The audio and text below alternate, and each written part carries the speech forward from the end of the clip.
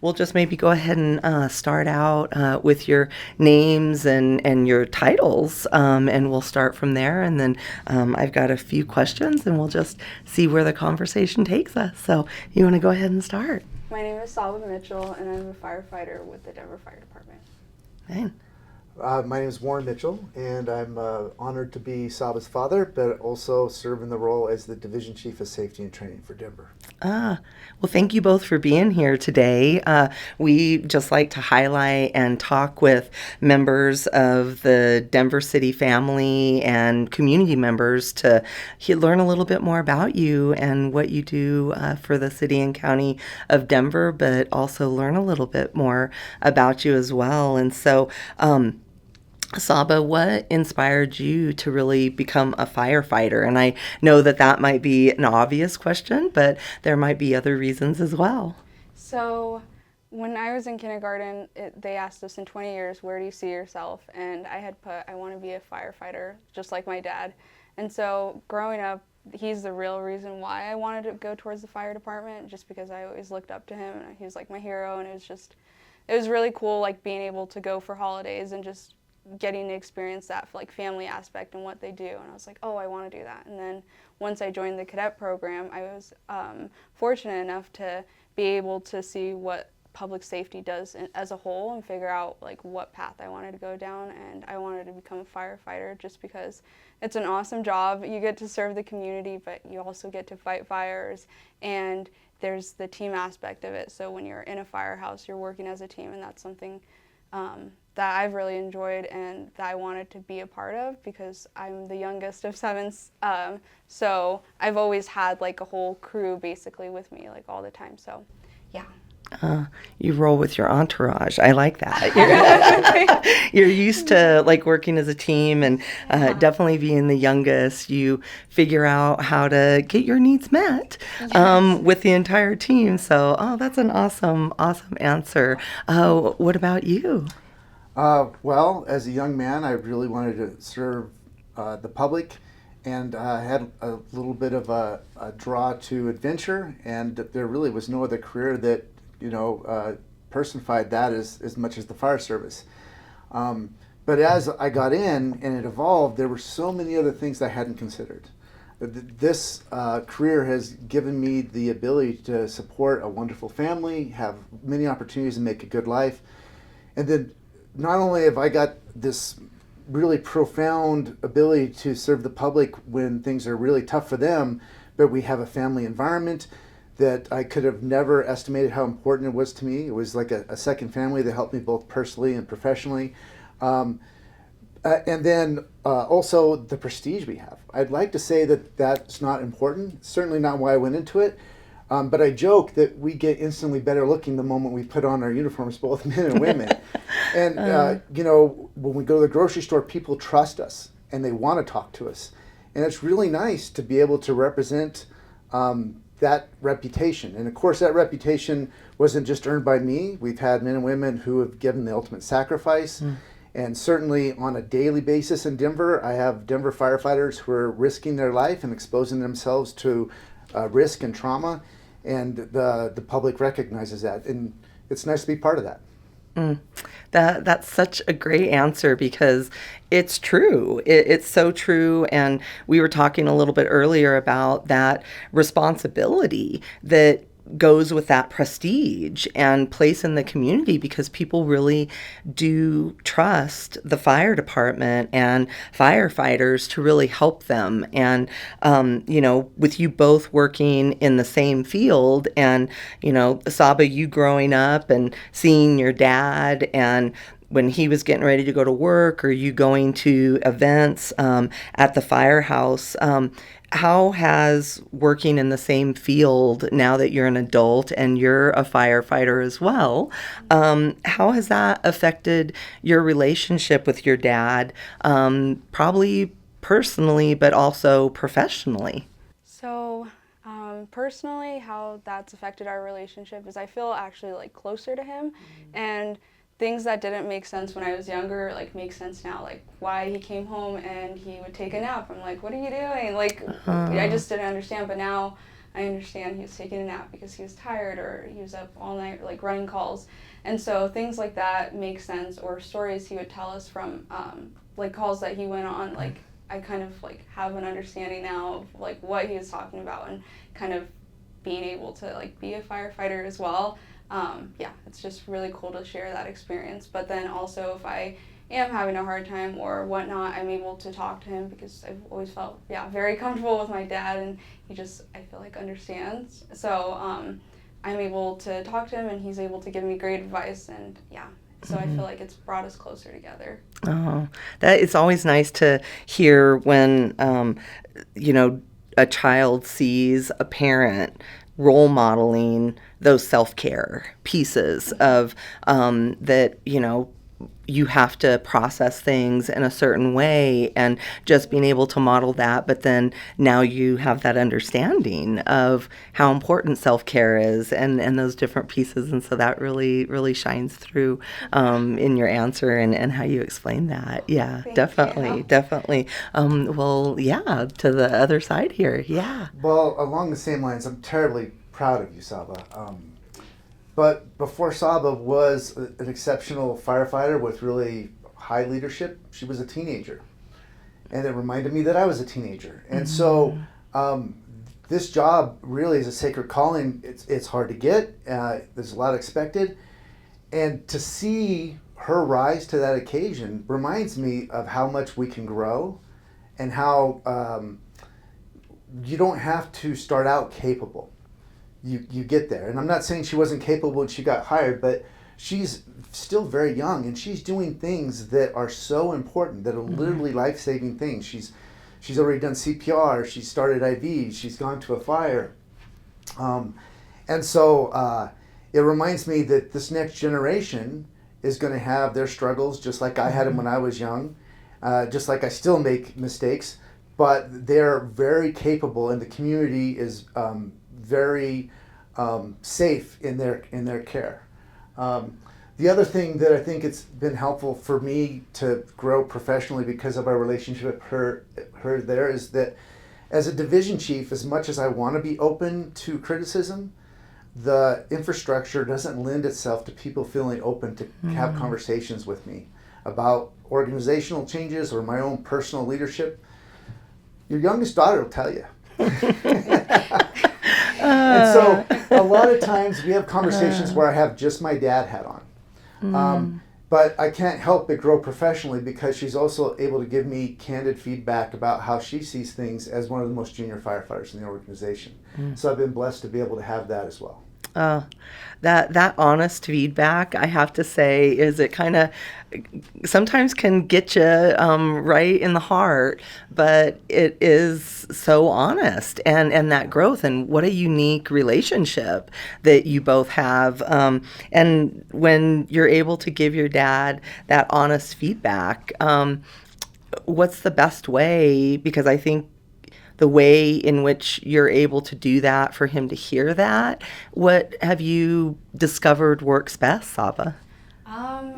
Just like how you say something. So instead of like, it's never like an attack or anything. It's just like, I feel like it kind of comes up like naturally, like in the conversation. And I don't know, how would you say I do? Well, for me, when I'm receiving feedback from someone I trust, it's much easier to receive it, and you know where the intentions are. So I know when you tell me something, even if your observation isn't the same one that I might share, I know you're telling me because you love me or you really think that it might be helpful. Yeah. Yeah. Oh. Yeah. That's beautifully said. That really is kind of the intention behind it. And I think so many times, especially personally, we see it a lot when young people, the experience that you went through being young during the pandemic, I think it's a life experience that, like me and your dad, we never had an experience like that growing up. And I'm really discovering that young people who have gone through that experience, the relationships or the intention around feedback and wanting others to grow is so relevant and so just palpable sometimes. And I love that when you said that, Division Chief, that the intention behind it is so important, and that, it's not an attack. It's a, I love you and I want to help you with this. And I think that probably goes a little bit deeper in how strong and successful and the reputation of maybe the fire department is as well, because I can really see that you really embody that mentality that way, and it's great to see that. And so, with your careers, and you definitely rightly so have had those challenging moments, and how have you really, what are one of those moments or something that just really, was that moment where you really needed to lean on each other for support, or how you really saw how important it was for somebody to have that support of another human being? Do you feel comfortable sharing your call as a cadet? Some of it? Yeah, so Yeah. when I was a cadet, I went on a ride along, and we responded to a call that was kind of pretty hard, and it was, I had like a hard time like sleeping, and it just like was kind of hard to deal with, but I was able to talk to my father, because he used to be like part of peer support and stuff, and I was just like, hey, like I had this happen, I'm not feeling like normal about it, like, and he gave me like resources and how to like handle it, and when something turns from just like, it can turn into PTSD if you don't like deal with it. And so I was very fortunate to like being able to have somebody to lean on and help me handle that. And now moving forward, when I do run into similar situations and stuff, I have the resources and tools that I need to be able to handle it like in the moment, but then afterwards as well, so then I'm okay and taking care of myself. So Yeah. That's so important, and I think that we don't necessarily talk a lot about, or there's barriers, maybe culturally, or community barriers, that is so important, your mental health. And when it starts happening, like physically, like not being able to sleep, or just feeling a certain way, being able to observe that is so important. And I think that that's one of those skills that by talking about it, we open other people up to saying, well, maybe if she feels like that, or if somebody who does this very important job feels like that, maybe me feeling that way isn't, like, I shouldn't ignore it either. And so thank you so much for talking about that. And is there ways that, I think a lot of times we talk about feelings, but then also having to sometimes compartmentalize experiences and events until you can safely process them. And are those some of the, I'm sure you have access to counseling services and all of those different supports as well? Yeah, so when I'm like at a call, I don't really like let my emotions show, because there's like a task at hand that needs to be completed. So at that moment, I'm not really thinking about it. It's just like, what can we do to like help the situation? And then it's once I take a step back, like on the rig or like on the way back, I'm like, well, that was actually kind of hard. And then I'm able to like process it. But in the moment I do compartmentalize, and I think it's just focusing on the task. But then afterwards, it's like, that bugged me now. How do I deal with it? Or like, I don't know. Because I did call you once, and I was just like, hey, this kind of brought back some old like memories. How can I deal with it? And you answered. And Yeah. Do you want me to talk about how I answered? Yeah. So, again, another opportunity to be proud of her, because she embraced that. Our job is hard because it exposes you to these really terrible losses of these families, and if left unchecked, that could lead to things in your life that will have an impact in really negative ways. Relationship issues, alcohol abuse, depression, even suicide.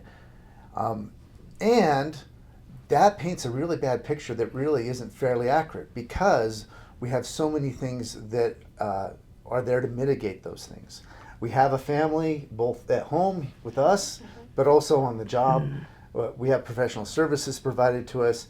We have a sense of value. So while we're exposed to those traumas, it's also helpful to know that we're helping somebody. And then ultimately, what Saba had come through when we talked was that she can handle these. Not alone, but yeah, you're going to have more bad calls the next 30 years.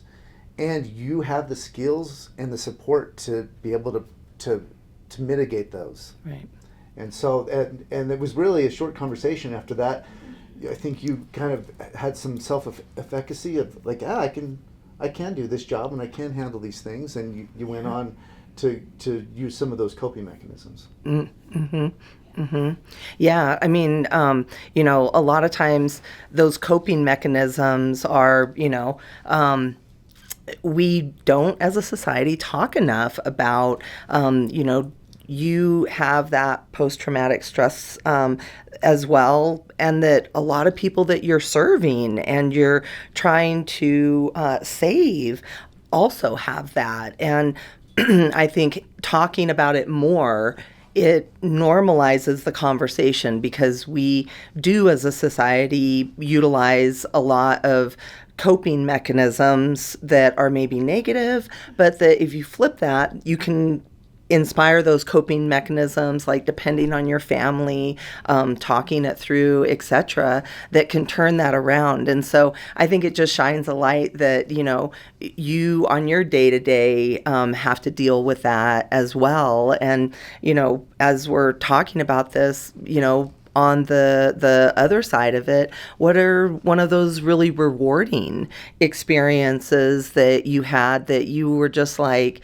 yes, this is my calling. I'm in the right place at the right time. Like, this is what I'm supposed to be doing.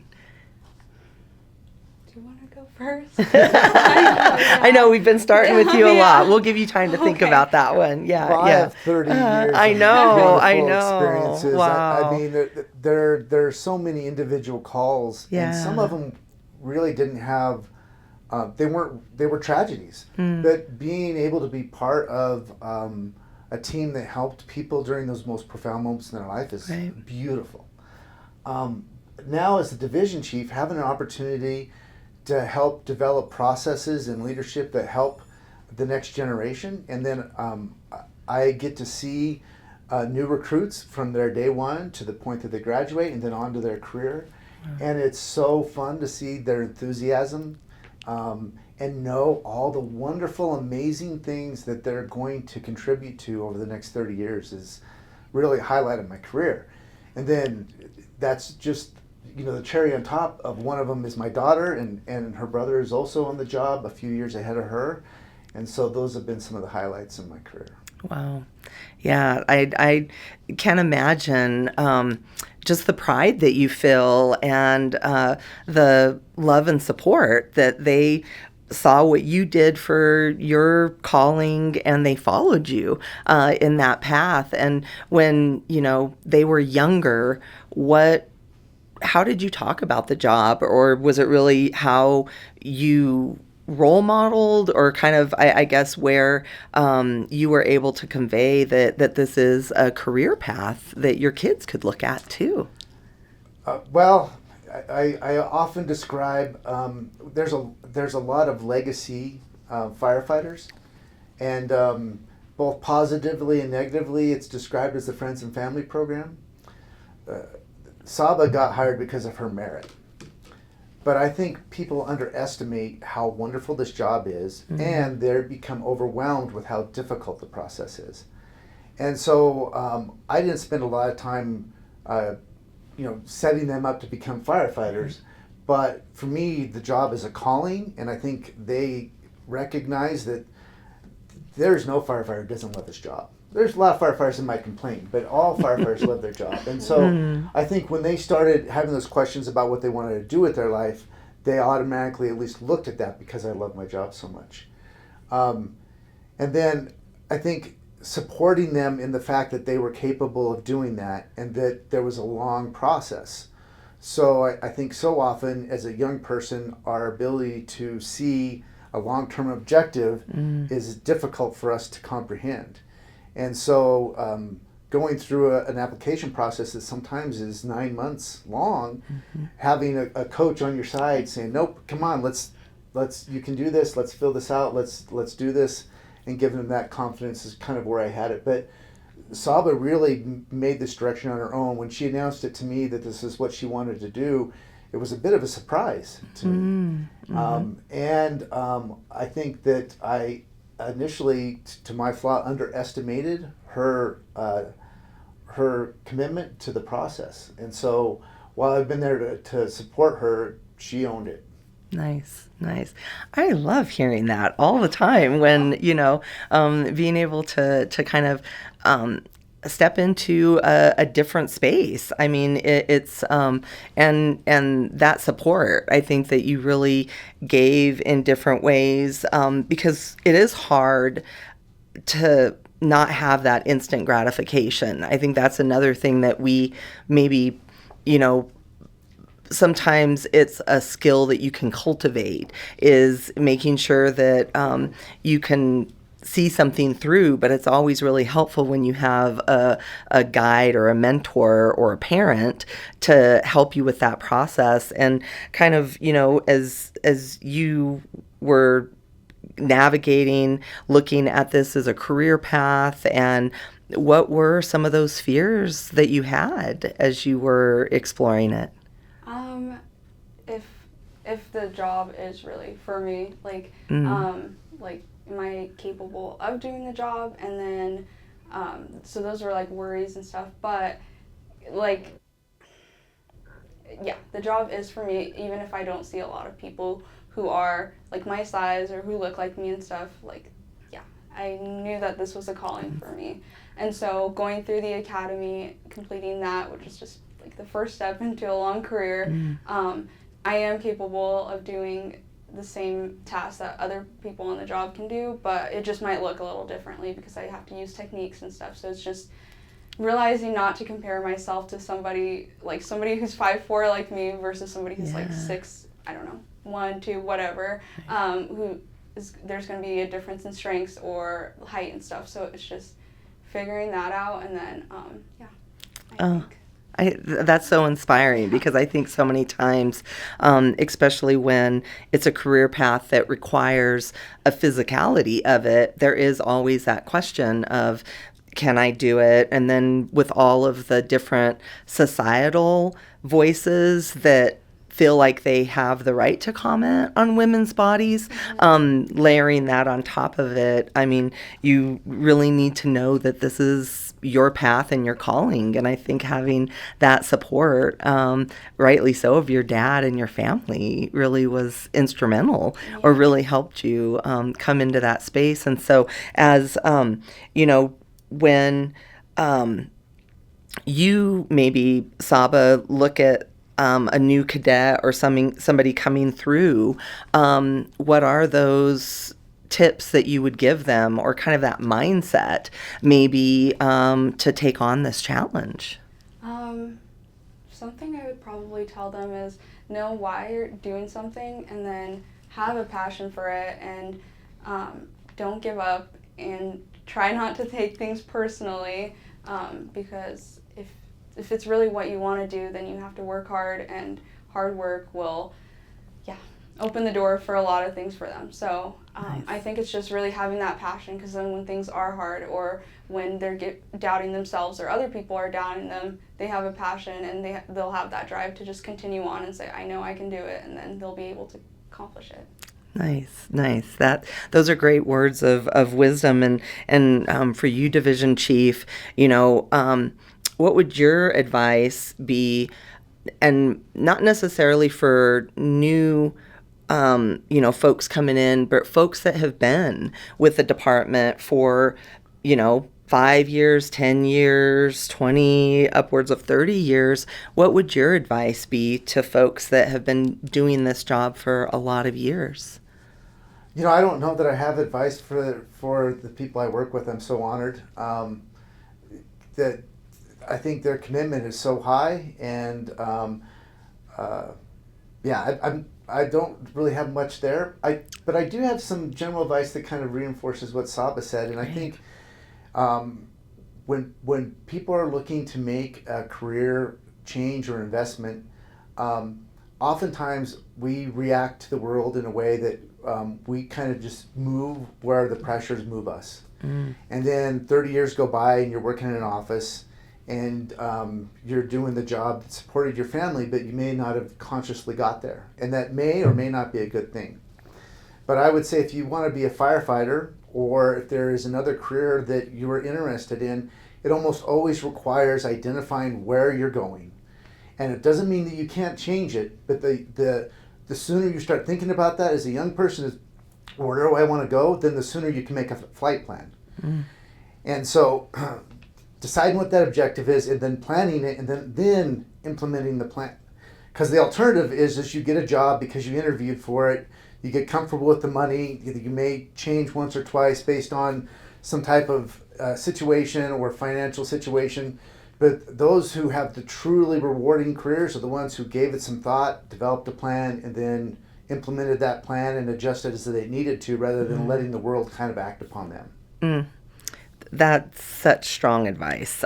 Such strong advice. I love that because a lot of times, people are so focused on the moment for many different reasons, and having some sort of plan. And it hasn't missed me that you talk about your work and your profession as a sacred calling. And I think that there's a lot of people that are looking for something in life that would give them that feeling and that contentment that I really hear from you both as we've been talking about how much you love this and how much it is a calling for you. And so with that great calling and that responsibility, how do you unwind, or how do you take care of yourself? And we were talking a little bit as you came in. I was very, very impressed with some of your, extracurricular activities that you go and take part in. So could you talk a little bit about, the skydiving piece of it and talk a little bit about that? I started skydiving back in 2019. My dad had already had his license, so he kind of introduced me and took myself and a couple other cadets skydiving. And I was like, wow, I really love this. So then I went again. And then I finally got my license, and I've just been doing it since then. With the academy, I didn't want to get hurt or whatnot because it's a safe thing to do, but you can always twist your ankle or something, so I didn't want to delay anything. Yeah. So I stopped for a little bit, but I've been able to get back out there and start jumping. And it's a really... it's an amazing experience, and it's not because I used to be scared of heights when we're on the mountains and stuff when we were younger, but when you're up that high, you can't comprehend how high you are in the air. So it's just it's very peaceful and kind of meditative, and I feel like it always restarts my week if I'm having a bad week or whatnot. Going skydiving, I always feel better afterwards. So I really enjoy it. That's an awesome way to describe it. I'm just I don't know, the way that you talk about it, it really is that resetting or recharge for you. And so it sounds like you kind of got your kids into this pastime a little bit. And so has this been certain children would be okay, Dad, I'll go with you, or is it kind of the whole family, or? I think almost all the kids at age 18, I've taken them for a tandem. Okay. And Saba's the only one who showed interest in getting certified. She's being pretty humble. She's got 100 jumps. Okay. Wow. Oh, and my goodness. She started very young, and her first couple jumps, she was so afraid that they literally pulled the parachute for her, which is nothing to be ashamed of. No. Because after that experience, she got back on the plane. So it is a substantial accomplishment to overcome your fear, and I think it probably is a credit to why she's done so well with the department, is that she is able to manage her emotions and then therefore also manage her risk. So a lot of what she does in skydiving is based on emotional control and safety, and that's really her profession. Nice. And then skydiving is just a beautiful experience. I really think that pretty much everyone should try it at least once. But I don't want to overstate it, but it's almost like a religious experience, and even more so when your baby, literally baby, is jumping out of a plane with you, and you can see a big smile on her face as you're falling and watching the plane fly away. It is a beautiful moment. Oh my gosh. Yeah. Oh, that is a religious experience. I mean, that is bliss when you describe it that way. It can be a little stressful after she opens her parachute, and I don't see her because she flies a little more risky than I do. Oh, okay. Yeah, you can hear him yelling on the camera, Saba, go that way.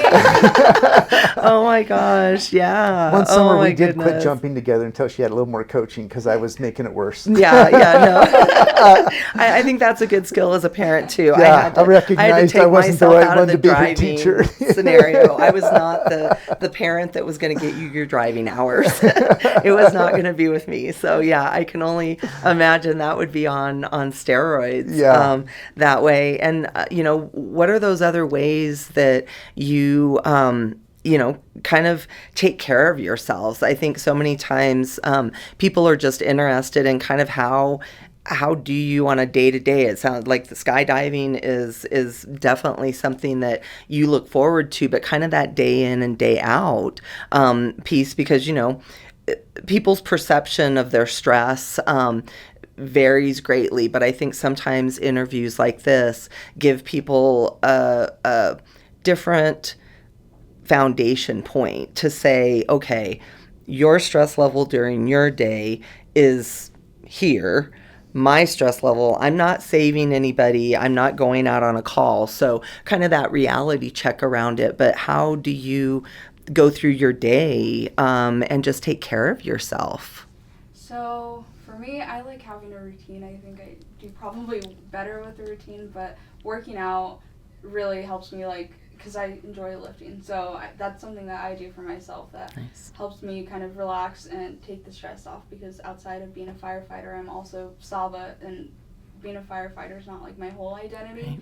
And so I like doing things like hanging out with my friends or being around other people, and that kind of helps take the stress away. But then sometimes I do need to just take a nap because I might be tired and grumpy, and maybe yeah, at first that was a little harder because coming onto probation, figuring out what I do after I get off of shift. It's I'm tired, so you can't sleep the whole day away. You still have to study, but figuring out times to do that and then make time for yourself. So I would say for me, working out and hanging out with friends and family is things that I do for myself. Nice. That's great. That's a great answer. And it's just helpful for people, because I think so many times folks are like, okay, I know I should work out, but that routine piece I think is so important. And then, sometimes sleep is the best medicine. And it didn't escape me that, you were saying that your dad, when you were growing up, would come home and take a nap. And I feel like so many folks are scrolling on their phone or, doing stuff like that, instead of your body just would probably benefit from a nap. Yeah. And so I'm I think that's what I'm going to take away with one of the biggest lessons for me, or reminders for me today about that. And, you as Saba the person, what are some of those pieces that you would like folks that are going to watch this and be like, man, she is so amazing. I want to be her. I'm inspired by her, Saba the person. What are some of those interests and hopes and dreams that you also have as a person who does a very important job on behalf of the residents of Denver? I don't know. I have a passion for helping people out, and some people are like, oh, that's cheesy, but I really do. I think some of that resonates with being adopted from Ethiopia, and just kind of having that compassion towards whether it's people experiencing homelessness or just people who might not have the same privileges or are don't have the same opportunities that I may have had like growing up. It's just seeing that, and I don't making an impact in somebody else's life, even if it's the smallest thing. I just like helping people out. I really do. So. Oh, that is one of the best answers. I think you definitely are in the right profession, and if you're ever interested in a different profession like elected office or anything, I mean it all translates very much so. And working with constituents, it's about customer service. Mm-hmm. People, when they come to me and when they call you, something very bad has happened. Like they're reaching out for help, and really being able to listen to people and figure out how to help them in the moment is what we need more of. And so thank you for sharing that. And what about you, Division Chief, around how you unwind and how you've kept your health and your wits and everything with a long career? Well, there's a lot of little individual things, but for me it's vulnerability, connection, and self-compassion. And I think it's important to talk about this from where I'm at. So now I'm at the end of a long career that is dominated by athletic men. And it's a culture that I really love, but it's a culture with both formal and accidental values around being athletic men. And so I think being vulnerable enough to be yourself gives you that connection with the fire department family. They have seen me through personal difficulties, divorce, struggles of parenting teenage kids, the professional stuff that we get exposed to, and the personal failures. And when you're vulnerable enough, you'll find that almost always you have support and love and care. I also really embrace who I am that is significantly different than some of my peers on the fire department. I meditate on a regular basis. Well, there's a lot of reasons people can look at you as a firefighter and think that you don't measure up. And stereotypically, meditation and yoga would not put you in the masculine camp. Mm-hmm. But I have a meditation cushion in my office, and it serves as normalization of the fact that these are healthy things for us to do. Mm-hmm. It is healthy for us to go to therapy. I've gone to therapy on and off my entire adult life. It is personal coaching for your mind. It helps me become more objective and more effective, and helps me be more self-compassionate when I fail at those things. So that's how I handle it. And I feel like another thing is, for anybody going to whatever profession it is, it's to not change yourself, be who you are, and don't try to like conform to try to be somebody else to be liked, because people won't like that, because they want you. They can realize when somebody's like being like fake versus if you're being your authentic self. And I think that's also kind of helped me. And Yeah. I think really having those coping or those foundational, the rituals that you were talking about, what you do on a day-to-day basis helps. At least in my life, I found that helps you be more your authentic self, because you've spent that personal time with yourself instead of trying to externally make yourself feel better. It's hard to meditate. There's days that if you meditate, you're just like, I'm failing at this. But if you get through that little bit of time, you will break through or have a good sit or yoga. And I guess with, what you were sharing, Division Chief, and thank you for your honesty, because I think that's how we normalize these conversations of self-care. And, it's an old analogy, but if you don't put your oxygen on first, you can't help anybody. And that is so true. And, as you're going through your day-to-day, and you're so inspiring, both of you, as to how you approach your careers. What are you excited about for firefighting, for your profession, as you bring on new people or new techniques, or just what are you excited about the future? Or is it really as basic and beautiful as I just want to serve people and I want to help them? Yeah, so Right now, since I'm kind of more new, I'm really excited to just continue learning and become the best firefighter that I can. So then eventually one day I can help other people become better firefighters. So I'm excited to go to fires. I'm excited right now, and I probably my whole career to just continue serving the community and yeah, and learning. Yeah. Yeah, definitely. Definitely. And as you continue in that learning, you know, where we do want to see the diversity and we want to inspire more women to become firefighters, how do you, through your day to day, kind of work with others who are allies to support that work? Because it is a very male centric, athletic male profession, and I think we've learned a lot of lessons over the last probably 5 years as a society, and that you can't keep doing the same thing over and over, or you will get the same results. And so, where would you like to see the Denver Fire Department move more so in embracing more people just like you in leadership and listening to your ideas? So I would like to see it is having more diversity. I think that would make the job better because diversity, I think, is a great thing.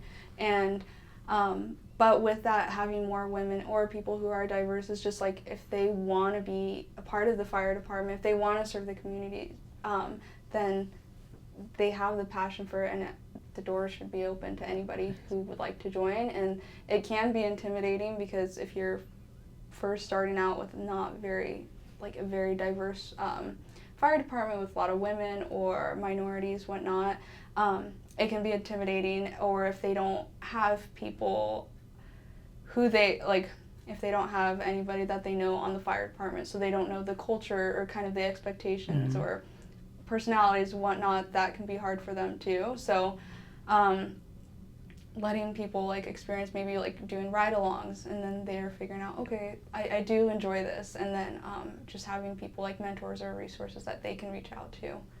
So I think that's all important. Just inform them so they know what the job is truly about, and then they feel like they're fully equipped to go through the academy or throughout their whole career and enjoy the job as much as anybody else would. Yeah, kind of behind the scenes, showing how you arrived here, or what the day-to-day is. I know sometimes it's just nice to, ask somebody, how did you navigate this? How did you figure this out? Or how did you tell a coworker or a peer, there's internalized misogyny throughout the world, and just kind of I need to be able to be on my own, and being able to communicate that is so important. And so I just kind of envision, I look forward to your career and following it really in how you're going to do that, because I can really see the passion for it, and that's inspiring. I'm like, okay, what young women do I know now that I can introduce, them to you and just say, hey, you're really loving high school sports. This might be something that you would like to do about the physicality of it, and serving people. And so that's awesome. Thank you because a lot of people might not know that this is an opportunity for them. And we've kind of talked about, when I got injured during the first academy, I was in recruiting, so we would go to recruitment events, whether it was at MSU or their area campus, or going up to Boulder or whatnot, and there would be females that would come up and they're like, oh, I didn't know, and you're just explaining to them and just being honest, this is kind of the reality of it. And then some of them were like, I don't know, but then others were like, I want to be a part of the department. And so there are people who want to be firefighters. They just don't know that that's an opportunity for them until they're kind of exposed to it. Yeah, definitely. Yeah. Oh, well, that's exciting. And now we can share more. And through these stories with Stacie, you'll definitely, hopefully get more interest that way. So, and Division Chief, what are your hopes and dreams for young firefighters, and then folks that have done this job for a long time? How you stay involved in giving back. Well, to speak first to young firefighters or young people who are thinking about it, I don't want to speak too confidently for Saba. Her experience in life is going to be much different than mine, especially as a firefighter, but being an Ethiopian young woman. And so the experience I've had over the last 30 years is undoubtedly different than the ones of my female friends. However, this is my pride and joy, my biggest investment in my life. I've handed her to the fire department because I know the fire department is a wonderful family. And so there are certainly challenges that she has faced and is going to face, but I've had the ideas of that family reinforced by how well that she's been greeted and treated. And so I want to encourage other people who may feel like there's going to be some either systemic or individual biases against them. I don't want to take away from that. There's a lived experience there that I can't even begin to imagine. And I also know that I believe my daughter belongs there. I believe that her experiences have overwhelmingly shown her that, and that when they don't, I believe she's capable of handling it. Yeah, yeah. Oh, beautiful answer. Beautiful answer. I mean, it's just clear to see the mutual admiration between you two. It's really a special relationship, and I'm just honored that you took a little bit of time to sit down with us and share your experiences and impart some great wisdom, I think, on how you handle very stressful jobs and how you're more than just your jobs. You both are really loving, caring people. It's clear to see that, and just really want to thank you.